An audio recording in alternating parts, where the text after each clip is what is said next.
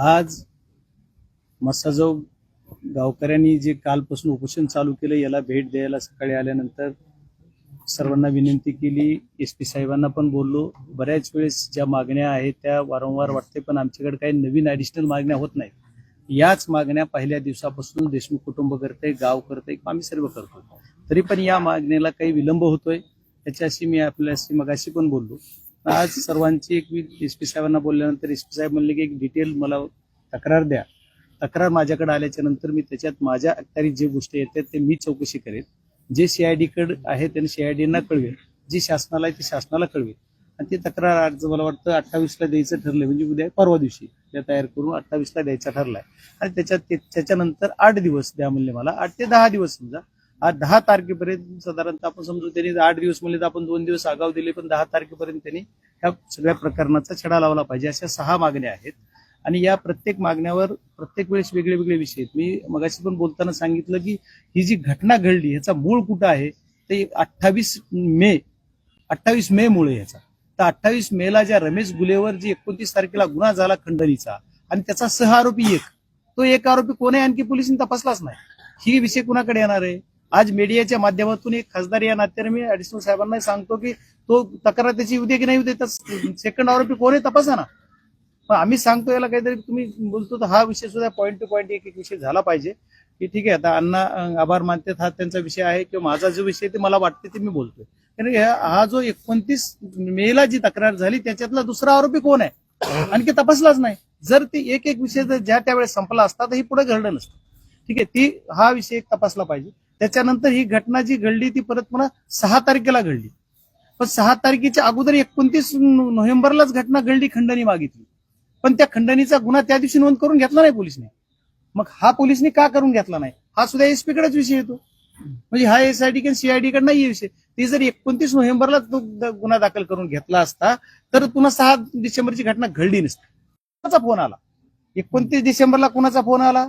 29 मेला दुसरा आरोपी पकडू नका किंवा दुसरा कोणही 19 मेला जी 29 नाही 29 मेला पण जो झाला त्याच्यातला एक जो आरोपी होता तो आणखी अटकच नाही, कोणही तीच माहित नाही, त्याच्यावर कारवाई नाही. आणि त्याच्यानंतर 29 नोव्हेंबरला जी घटना घडली 29 नोव्हेंबरला ह्या वाल्मिक कराड बरोबर जेवढे फोटो दिसतात तेवढ्याना तरी तुम्ही सहआरोपी करा ना. कुणाचं एबीसीडी सगळ्याची नावं घ्यायची गरजच काय?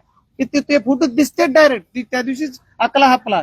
आम्ही 29 यालाच नोव्हेंबरलाच ते खंडणी मागण्यासाठी आले आणि त्या दिवशी खंडणी मागितली म्हणून त्याची फिर्याद कधी घेतली तर जी 9 डिसेंबरचा अण्णाचा मर्डर झाला आणि 11 डिसेंबरला मी ज्यावेळेस अमित भाई शाह यांना भेटलो त्याच्यानंतर जी सूत्र हल्ले त्याच्यानंतर तो खंडणीचा गुन्हा दाखल झाला. त्या दिवशी माझ्या भेट झाली सकाळी 10:30ला शुक्ला मॅडमला फोन, ती बाकीचे विषय चालू पण त्या दिवशी झाला 11 तारखेला. मग 11 तारखेपर्यंत हा 29 तारखेचा गुन्हा जर त्या दिवशी झाला असता तर आमचा संतोषचा खुनच झाला नसता ना. मग ह्याचा तपास म्हणजे पोलीस यंत्रणा माझी विनंती आहे की हा तपास एसपीने केला पाहिजे की हा काय गुन्हा नोंद केला नाही आणि ह्याच्यावर डबल मागणी केली जाणार नाही. हीच मागणी डबल रितसर मी गावकऱ्यांची तर मागणी आहे त्यांचा अर्ज जाणार, पण मी एक लोकप्रतिनिधी म्हणून मी सुद्धा ह्या पॉईंट वाईज एक पत्र एसपी साहेबांना देणार आहे आणि मी म्हणतो की हीच तुम्ही माझी मागणी समजा. आणि आज तुम्ही शासनाच्या वतीनं पण आहात तर तुम्ही मला वाटतं की तुम्ही सुद्धा एसपी साहेबांना बोला आणि त्याच्यावरही करा. जर हे झालं तर पुढे काय होणार नाही. त्याच्यानंतरच्या ह्या जी मागण्या येतात आजच्या 6 तर ह्या 6 मागण्यावर वारंवार ह्याच मागण्या मागतात. असं नाही की एखादं आंदोलन आज झालंय म्हणून दुसरी मागणी ऍड केली अशी नाहीये. ह्यांचं म्हणणं जे गावकऱ्यांचं कुटुंबाचं किंवा आमचं जे म्हणणं आहे ह्याच मागण्यात. आता याच्यावर बऱ्याच गोष्टी प्रत्येक वेळेस जसं म्हणलं तसं ठीक आहे घटना घडतात, पण ह्याच्यावर आता आज उज्ज्वल निकुंज साहेबांची नेमणूक केली. समजा ज्या मागण्या होत्या त्याच्यातला एक मुद्दा मान्य झालाय. आता ही पोलीस महाजन आणि पाटील पाटलाला फक्त सस्पेंड केलंय, त्याला सहआरोपी त्याच दिवशी करा म्हणते ना गाव. मग आतापर्यंत अन्न होत नाही. तुम्ही पण शासनामध्ये आहेत, मला तुमच्या म्हणजे याच्यावर राजकारण नाही आणायचं, पण माझी विनंती आहे तुम्हाला की तुम्ही बोला ना. तुमच्या मुख्यमंत्र्यांचे तुम्ही आभार माना, पण मी नाही मानणार आज. कारण त्यांनी वेळेत केलंच पाहिजे. कारण आता काय होतं 3 महिने झाले ना, किती दिवस संयम तुटत चाललाय आणि गावाला आता गावाने काय सांगितलं तुम्ही कुणीच येऊ नका. म्हणजे आता मी त्या घरात असताना सुद्धा मला म्हणले की पोटारी म्हणून येऊ नका. आता लोकप्रतिनिधी मी मला येऊ नका म्हणले मला पण बंद करावं लागेल गावाला यायचं. म्हणजे गावाची भावना सुद्धा एवढी तीव्र होत चालली, कुटुंबाची व्हायला लागली. किती दिवस आणता पण आपल्याला करायचं तर आहे. आपण एवढे तुम्ही सगळेच जण याच्यात ऍक्टिव्ह आहात, सर्व पक्षीय लोक आपण याच्यात झटतोय तुम्ही आणि सर्वांची भावना तुमच्यावरच आहे. मी खासदार जरी असलो तर तुमच्याकडून अपेक्षा आहे. तुम्ही सरकारमध्ये आहात. परत मी एका प्रोग्राम मध्ये सांगितलं सर मी मुख्यमंत्र्याचा लाडका आहे. मग मुख्यमंत्र्यांच्या लाडक्या आमदारांनी माझी विनंती की वेळेतच करा. आता पुढच्या वेळेस 10 तारखेच्या नंतर आम्हाला आंदोलन नको.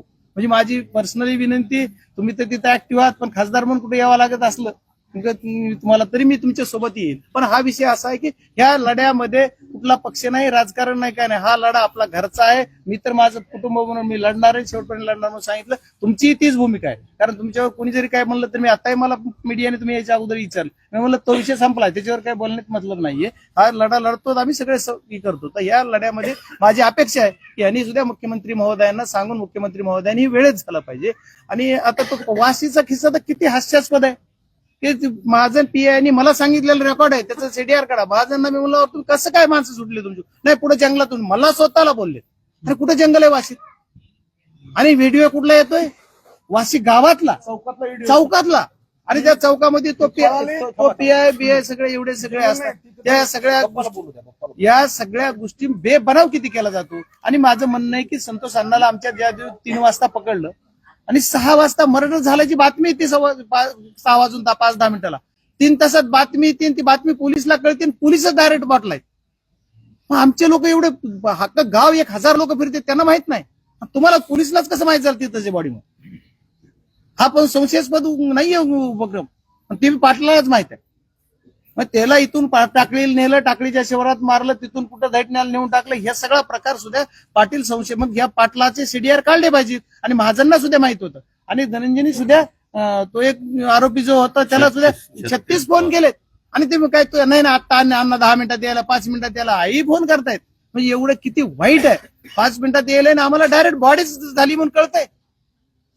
आमचं शरीर राहिलं नाही, आता बॉडी झाली असं कळतंय. आणि ते 6:15 कळलं जातंय, 3 तासात अवघ्या. आणि असं एवढं वाईट कृत्य करून मारलंय. आणि याच्यामध्ये फक्त एकच मागणी आहे गावकऱ्याची, त्या मागणीबरोबर आम्ही सोबतच आहोत. गावकऱ्यांनी किती जरी काय म्हणले तर मी शेवटच्या टोकापर्यंत, शेवटच्या क्षणापर्यंत मी गावासोबत राहणार आहे. तुम्ही मना करा, काय या म्हणा, नाही या म्हणा, तरी मी येणार आहे. मी तुमच्या सोबतच राहणार आहे. तुम्ही मला हाकलून लावलं तरी राहणार आहे. कारण हा माझा अधिकार आहे, माझ्या कुटुंब आहे. मी याच गटातून जिल्हा परिषदला आलोय. सगळ्या गोष्टीत मला खूप प्रेम केलं नाही गाव आहे. मला राजकारण न करता पण एवढं म्हणजे प्रेमातलं गाव आहे. त्याच्यामुळे मी तुमच्या सोबत राहणार आहे.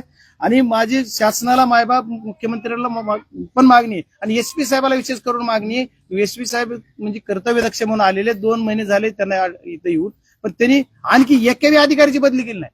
आणि एका दुसरं तरी इकडे बदला, रेग्युलर बदले. आणि त्यांचे मुलं बाळ बघता सगळ्याचे, आमचे मुलं बाळ मरायला लागले. आणि ह्यांचे मुलं बाळा कुठवर बघणार? एखाद्याला नाही उचलून टाकतं. इमर्जन्सीचे अधिकार आहे एसपीना. एखादा अधिकार तरी कुठला तरी बदला. असं म्हणजे आज जरी सध्या लोक जी काम करतायत त्यांचं कौतुक केलं जाईल. पण जी एसआयटी सीआयटी कडे जो हा तपास आहे, यांना सुद्धा विनंती की यांनी सुद्धा पारदर्शकपणा, या काही घटना, तर समजा अण्णा जसं म्हणले की आम्ही काही घटना नाही मीडिया समजा नका सांगू, पण ज्या घटना जे काय केलंय तुम्ही मागं, जे करायचंय किंवा जी गोपनीयता भाग त्या एसआयटी सीआयटी नाही सांगावा, पण जी बोलता येतं तेवढं आम्ही एवढं केलंय ते सांगितलं पाहिजे लोकांना. लोक समाधानी होईल, महाराष्ट्र समाधानी होईल, कुटुंबाला समाधान लाभ आहे. कुटुंबाला जरी विचारायला गेलं तर धनंजयला दाब दिला जातो तिथं. आणि त्या आरोपीचा काय, ते आलताच कशाला तिथं? तो आरोपी ज्यांना, जो माणूस दाब देतो सीआयडीच्या याच्या, डायरेक्ट तो आला कसा? मग आतापर्यंत त्याचं काय काहीच झालं नाही, त्याच्या साधा गुन्हा नाही, एनसी सुद्धा दाखल नाही. मग अण्णा कसं तुम्ही म्हणता? तुम्ही स्वतंत्र मोकोका लावा नाही 5-6 जणांवर. ज्या दिवशी 6 तारखेला मारलं त्या दिवशी बाहेर किती जण होते? 10 वेळेस म्हणलं बाईटला मी. 6 तारखेला जे आवाडा कंपनीच्या दारात काही लोक होते बाहेरून आणि मध्ये भांडणं चालू होते, ते बाहेर कोण कोण होते त्याचा तपास सगळ्या पोलिसला माहित आहे. कारण पाटील त्यांच्यात होता. मग एवढं सगळं असताना पाटलाला सगळं माहित आहे. त्याच्यातले 2-4 अधिकारी बीड जिल्ह्यात असे आहेत की ह्या सगळ्यांना सगळं माहित आहे. सगळ्याची सीडीआर काढली कळते. कारण आता हे वाल्मिक कराड त्या दिवशी पळून गेले सरेंडर होण्यासाठी. त्या दिवशी जी गाडी वापरली ती गाडीचा मालक म्हणतो काहीतरी बनावटी. पिक्चरला जी स्टोरी दिली जाते ती तरी सुद्धा लाजिवणारी असेल किंवा एखादी वाटत नाही ही तरी जरा वेगळी, अशा पद्धतीची स्टोरी बनवून सांगितली जाते. आणि तो माणूस आमच्याकडे कुणी आला माणूस आता सुद्धा एका दिवस असेल काय चाललंय बघायला माहित नाही. तर आम्ही आलो, पवार साहेब मी त्यावेळेस होताच, अजितदादा आले त्यावेळेस होताच, परत आणखी जेवढे माणसं आले त्यावेळेस इथं होताच. आणि नेऊन सोडायला तीच होता. आणि ते म्हणतो माझ्या गाडीत आलीच नाही. म्हणजे अशा पद्धतीचं ते ह्याच्यावर सुद्धा पोलिसनी त्या लक्ष घातलं पाहिजे. पोलिसनी सुद्धा ह्या आदल्या दिवशी सरेंडर व्हायच्या अगोदर ही यंत्रणा कोण कोण कामात होती तेवढे बघा ना तुम्ही. सीआयडी कडे तपास जायच्या अगोदर जेवढ्या ऍक्टिव्हिटी झाल्यात, मग तुम्ही काय मोबाईलचे सगळे लोकेशन, मोबाईलचे सगळे जेवढे पुरावे तेवढे नष्ट करूनच आरोपी अटक करायला सांगितलं का? सेटलमेंट केली, आरोपी बरोबर सेटलमेंट करून सरेंडर झाला. पण त्याच्या मंत्र्याबरोबर केली असेल, कुणाबरोबर केली असेल, आता मी कशाला कुणाचं नाव घेऊ? कुणाबरोबर झाली कुठं झाली त्याच्यामुळे त्यांचा आरोप झाला. ह्या सुद्धा गोष्टी पोलिसांनी आश्वासन आज दिलंय. म्हणून मी गावकऱ्यांना विनंती केली की आज तुम्ही आपल्याला एकदा आपण यांना चान्स देऊयात. आणि त्याच्यानंतर गावकरी म्हणले ठीक आहे तुम्ही म्हणतात आपण आंदोलन मागे घ्या तयार आहे तुम्ही तसं लेखी द्या म्हणा त्यांना तर पण लेखी द्या. त्याच्याप्रमाणे ते लेखी पण देत आहेत. आता त्यांनी लेखी पण दिले आपल्याला.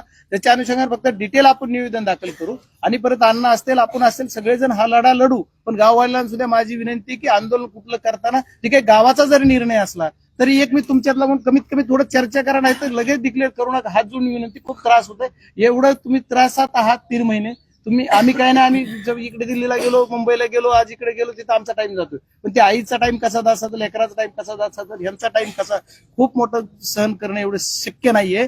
त्याच्यासाठी थोडा एखादा निर्णय घेताना थोडा म्हणजे आपण काळजीपूर्वक घ्यावा अशी माझी सर्व गावकऱ्यांना विनंती आहे. आणि तुम्ही आज हे आमच्या सर्वांच्या विनंतीचा मान देऊन उपोषण मागे घेतात त्याबद्दल तुमचे सर्वांचे आभार मानणार आहे. आणि अण्णा तुम्हाला सुद्धा तुमचे आभार मानणार आहे की तुम्ही आज उज्ज्वल निकमुख साहेबांची जी मागणी कुटुंबाची होती ती मान्य करण्यासाठी प्रयत्न केले. पण याच्या पुढच्या काळात बी ह्या ज्या मागण्या आहेत आज मी दिलेल्या सुद्धा आणि कुटुंबाने दिल्या ह्या 8 दिवसातच करा. आपण इथं सांगताना 10 तारीख म्हणतोय तुम्हाला पण मला वाटतं 5 तारखेपर्यंत करा ना. किती वेळ लागतंय करायचं म्हणलं. तुम्ही एसपींना बोला मी तर बोलतोय आणि आता पोलीस यंत्रणेवर आज काय बोलणार नाही नंतर बोलेल मी कारण बोलायचंच आहे मला. आजचा विषय खूप वेगळा आहे पण